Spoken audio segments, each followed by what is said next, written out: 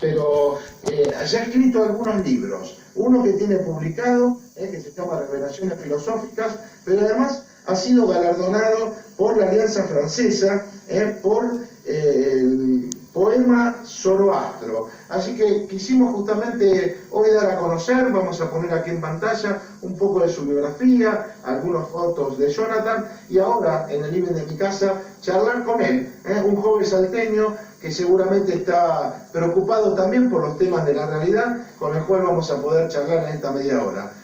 Acompáñeme entonces para poder tener un espacio de cultura en esto que se llama Alto Perfil.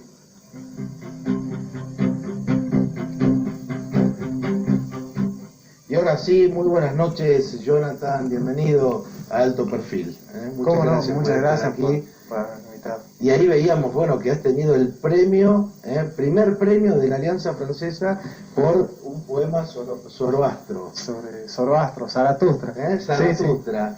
Sí. Yo siempre le pregunto, sobre todo a los jóvenes artistas, en este caso vos como historiador, 2 materias ya para terminar tu profesorado en historia, estudiando filosofía.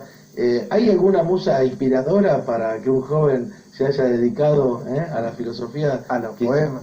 Y a los poemas y a la escritura. En mi caso, cursando filosofía antigua el año pasado, busqué un elemento que pueda introducir a las personas a la filosofía, pero que sea más simple, más directo, más accesible, ¿no? para las personas. Los tratados filosóficos, sobre todo de la filosofía antigua, son muy densos, muy largos.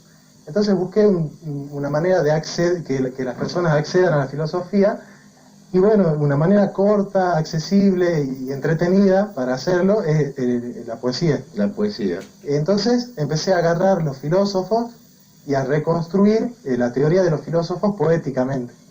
Entonces empecé a escribir un poema para cada filósofo de la historia antigua, ¿no? Partiendo de Tales de Mileto, que se considera que fue el primer filósofo, hasta la llegada de San Agustín, y que ya son casi los últimos. A partir de ahí empecé a escribir un poema para cada filósofo, para cada uno, reconstruyendo su teoría poéticamente. Por eso este trabajo que yo hice, que estoy buscando hacer la publicación, cuyo prólogo lo realizó la doctora Elena Teresa José, se llama Reconstrucción Poética de la Historia de la Filosofía. Eso es inédito entonces. Y eso está inédito todavía, pero había escrito un poema sobre Zaratustra, que es un filósofo persa del siglo VI a.C., y tenía que presentarme al concurso con un poema. Así que decidí presentarme en ese. También se presentó mi profesora Elena Teresa José, que ella es poeta, hace mucho que publica libros de poesía, así que nos presentamos los dos. ¿Cuándo fue el primer momento que te puedas acordar de decir, bueno, agarré un lápiz y un papel y empecé a escribir poesía? Y desde chico, generalmente creo que todos tenemos una inquietud por expresar nuestros sentimientos, sobre todo cuando somos jóvenes. Lo que pasa es cuando uno no tiene formación intelectual, escribe sobre el noviazgo, sobre la novia, sobre las cosas que siente.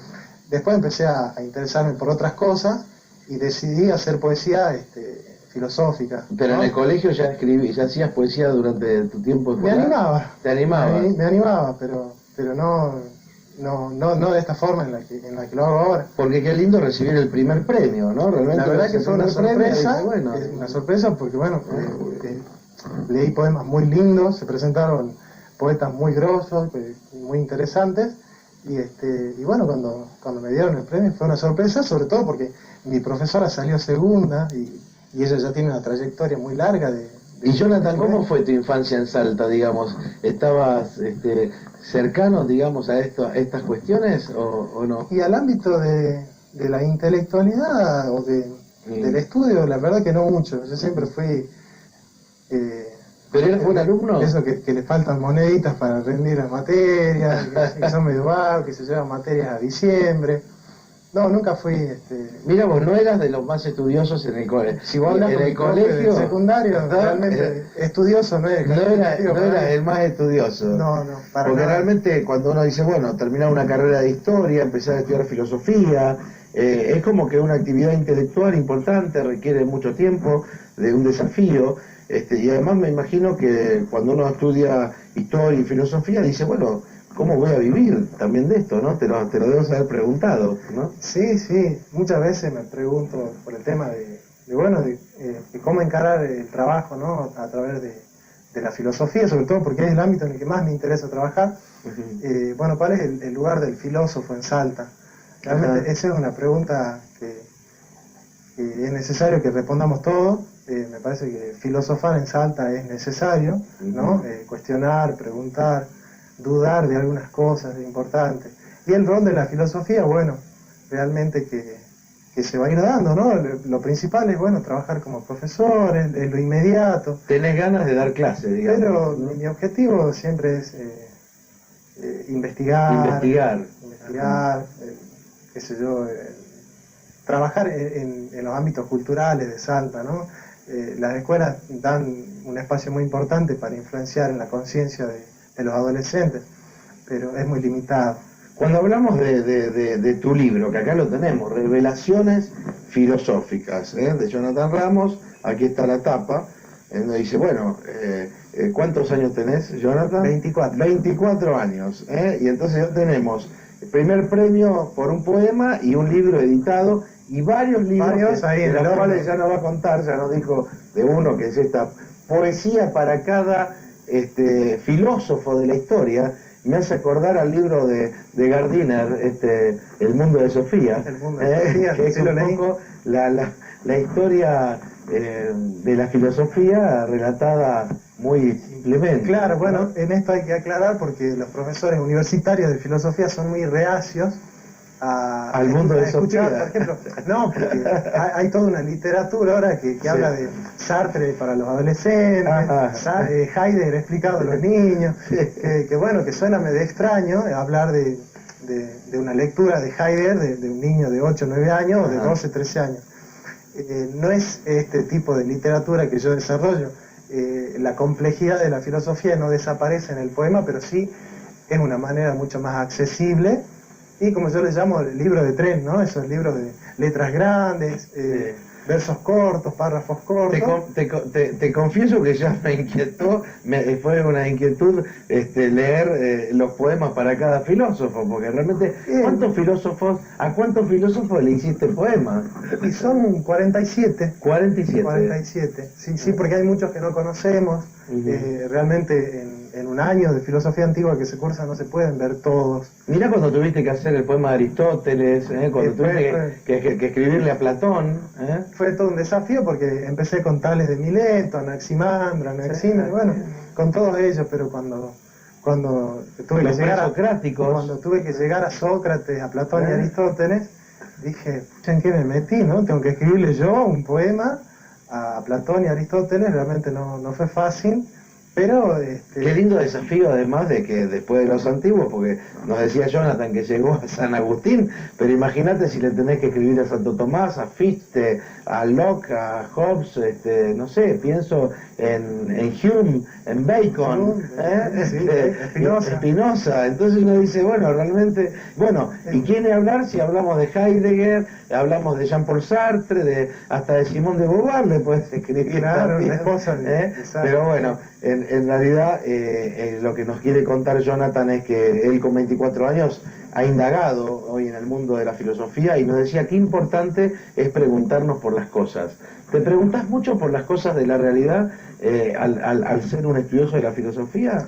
Sí, quizás las preguntas que yo me hago son bastante cautelosas con respecto a siempre el preguntar requiere un fundamento, ¿no es cierto?